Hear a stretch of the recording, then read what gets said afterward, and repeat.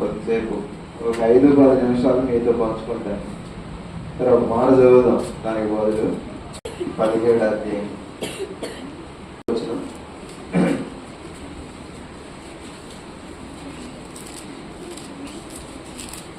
పదవచ్చు. అటువలే మీరును మీకు ఆజ్ఞాపింపబడినవన్నీ చేసిన తర్వాత మేము నిష్ప్రయోజకులమైన దాసులము, మేము చేయవలసినవే చేసి ఉన్నామని చెప్పుడని చిన్న ప్రారంభం. ప్రేమగల తండ్రి, నమ్మదగిన దేవ, మీ కొందనాలు అల్పుల అయోగ్యం ప్రేమించి రక్షించుకున్నారు. ఆ జీవితంలో మీరు జరిగించిన కొద్దిపాటి కార్యాలను బట్టి మీ కొందనాలు మీరు ప్రజల ముందు నిజంగా నిలబడి చెప్పుటకు నేను అపాత్రుడిని, నిష్ప్రయోజకుడిని, పాపులందరిలో వెళ్ళ ప్రధాని.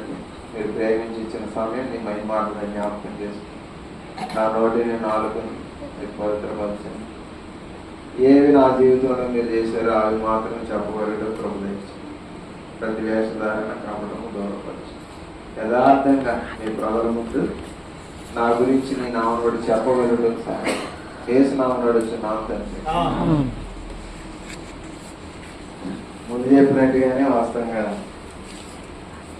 నా జీవితంలో అంత పెద్ద పెద్ద సంఘటనలు జరగలేదు. కానీ మా ఆరంభం బాల్యము మాది పాలచెల్ల. మా అమ్మ మా నాన్న కూడా అదే ఊరు.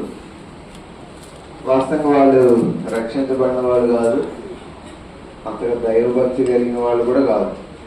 అక్కడంతా కూడా ఆర్సీఎం ఉంటారు. ఆ చర్చ్ ఉంది, ఇప్పటికే ఉంది.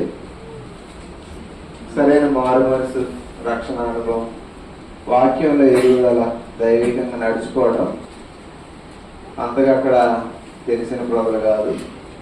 సరే, నేనైతే వాళ్ళ నుంచి మా అమ్మమ్మ దగ్గర ఉన్నాను కొంతకాలం. ఒక 5-10 సంవత్సరాల తర్వాత నేను దొరకవాడలో ఫస్ట్ క్లాస్ నుంచి అక్కడ మా మామయ్య ఉన్నాడు, మా అమ్మ వాళ్ళ అన్నయ్య హాస్టల్లో జాయిన్ చేశారు. అక్కడే 2వ తరగతి నుంచి 8వ తరగతి వరకు అక్కడే చదివాను. ఆ హాస్టల్లో మా నైట్ వాచ్ నేను ఒక ఆయన ఉండేవాడు, జయరాజ్ అని, లింగాల జయరాజ్ అని ఒక ఆయన. ఏలూరు దగ్గర పోనంది వాళ్ళ ఊరు. ఆయన కొంచెం భక్తిపరుడు.